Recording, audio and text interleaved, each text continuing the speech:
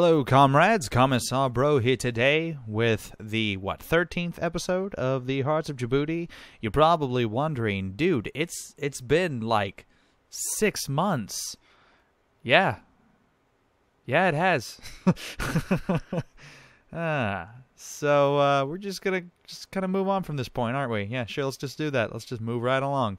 So basically, when we left off last, I honestly don't remember exactly what everything was like, but I can pretty much zoom right on out and see that things were getting a little hairy in India. I know that we were fighting India in a not very successful war. The Indians have a quite powerful military, which is proving to be very difficult to beat.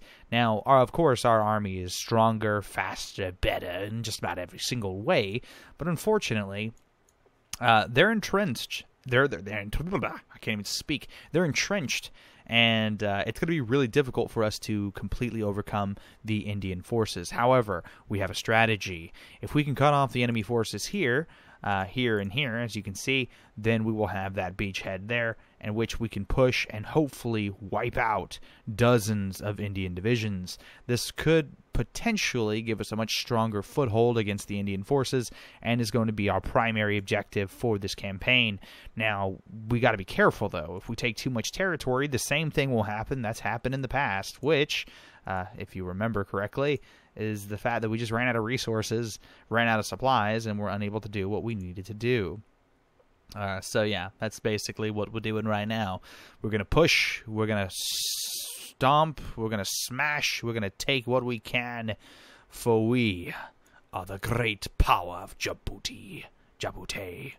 Actually, this might be a little bit harder than I thought already, because like these divisions here are constantly under attack from the enemy forces, so we have to put pressure on them here, thus to not lose this territory.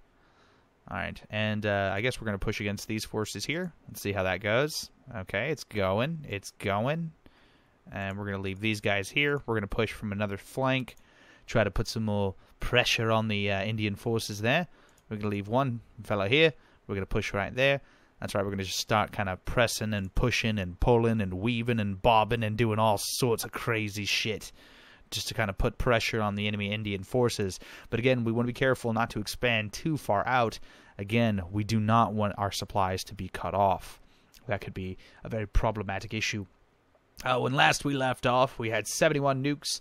We're basically creating a nuclear bomb every 20 days, as it were. That's pretty ridiculous as far as I'm concerned. I mean, that pretty much means that we will be up to the American and/or, well, no, more like the Russian arsenal in, I don't know, never. But, you know, I like the idea that we do have that many nukes. It's absolutely ridiculous. Like, what are we going to do with that many nukes? Spoiler alert, nothing, probably. Again, I don't want to piss off the greater powers of the world. Unfortunately, the Russians and the Americans are still, by far, the most powerful here. Far more powerful than we are. So we've got to be very careful about how we approach these the world political stage, as it were, and we're about to, boom, take out like 20 freaking Indian divisions. Oh my goodness gracious. Absolutely devastating to the Indian forces. I mean, that was like 250, 300,000 men we just took completely out of the fight because of mismaneuvering on their part. Basically, they got outmaneuvered by us, and now we can move back towards Ahmedabad and pretty much have a stronger foothold now. So we've pretty much taken that big chunk right out of India. But again, we don't want to expand the size of our military. If we expand too far out here, we won't have the supplies to be able to support it. So basically, we're going to have to leave it up to this very specialized army, and hopefully it's going to be enough under Alex Taylor. That's right. Yeah, we need to integrate the state as soon as possible. Absolutely. See, again, we still have plenty of forces we could send over there if we wanted to. What other stuff were we doing when last I left off? So we're at war with not just India, we're at war with the Ukraine, Japan, all sorts of fellows who are not big fans of us. Not at all. Unfortunately, what that means the conflict itself is going to be a lot more difficult overall. Getting the enemies, excuse me, getting the enemy to surrender and so on like that. That's going to be pretty difficult. So we're going to have to worry about that as well. So for the future episodes, I'm still kind of trying to figure out how exactly I want to do the format. If I want to do basically, full-blown 15-minute long episodes or so on, if I want to edit them down or anything like that. Again, this is always a question I have whenever I do videos like this. However, I've been taking a rather easy approach to these videos where I pretty much just upload them in really large blocks and pretty much do it that way. The reason I do that is because of editing reasons. For some reason, my recording software does not like my editing software, so it kind of makes it difficult. Now, I know this is just an excuse as far as any of you guys are concerned, but the main reason this is something to think about is because, like I said, I don't really know if I want to do anything past 10 minutes. So what I think I'm going to do is I'm just going to do like 10-minute blocks for each videos, or for these videos going on in the future. If you guys are still interested in continuing the series in that respect, which I imagine a lot of you are. I still have plenty of requests regarding Hearts of Djibouti and Hearts of Iron 4 videos. And again, as you know, Hearts of Iron 4 is probably one of my favorite strategy games I've played in a long time. It's a really good game, and I like it a lot. They're actually coming out with a new expansion here very soon. What is it called? Waking the Dragon. So getting to play as China. Oh, that's right. We're going to get to relive the glory days as communist China, my friends. I'm pretty excited about that. And I like how I'm sitting here just kind of haphazardly engaging forces up and down. This is not a very smart idea in terms of how I normally commit my forces, and especially spreading us so thin across so small of an area.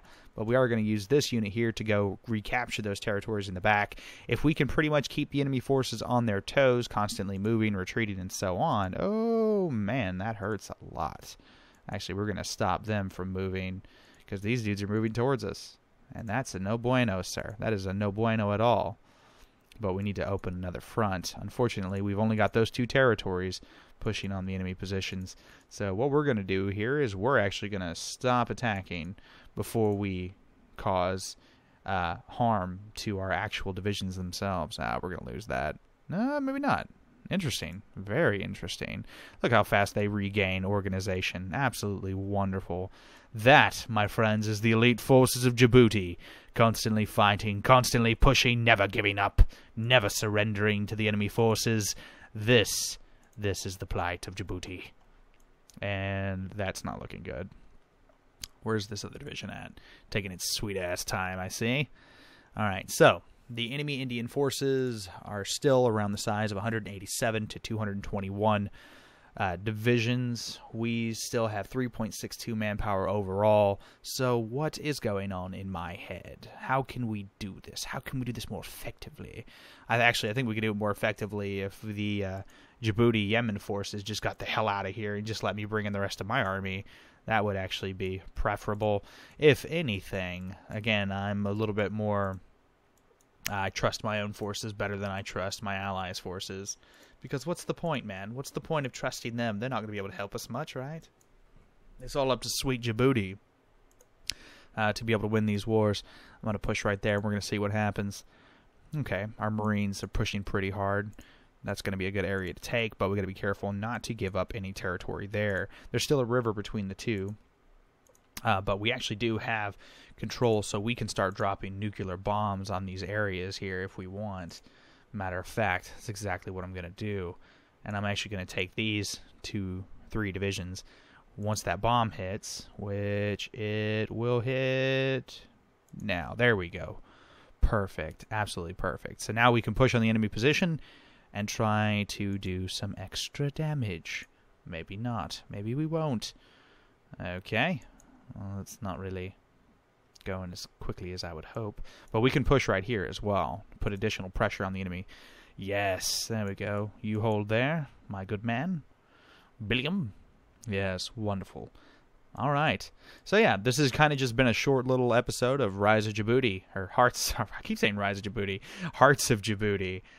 So I hope you are enjoying. You are how you can speak. anyway, I hope you guys are going to enjoy this series. Again, I've been doing it for a while already. We've been on a hiatus, but I am back. And if you prefer the long episodes, we can do that, because ultimately I do these series for you guys more so than I do it for myself or my own pleasure. Honestly, this is... I'm still having to remember everything that was going on as of the last time I played this game. So, it's been a while. I've taken quite a break. So we're going to get back into the groove of things. And like I said, if you would prefer longer episodes, then we can most certainly do that. I don't see why not. So yeah, anyway, this has been Commissar Bro. Thanks so much for watching, guys. I love you as per usual, and I hope you are as excited about getting back into things as I am. And with that, I'll see you guys next time.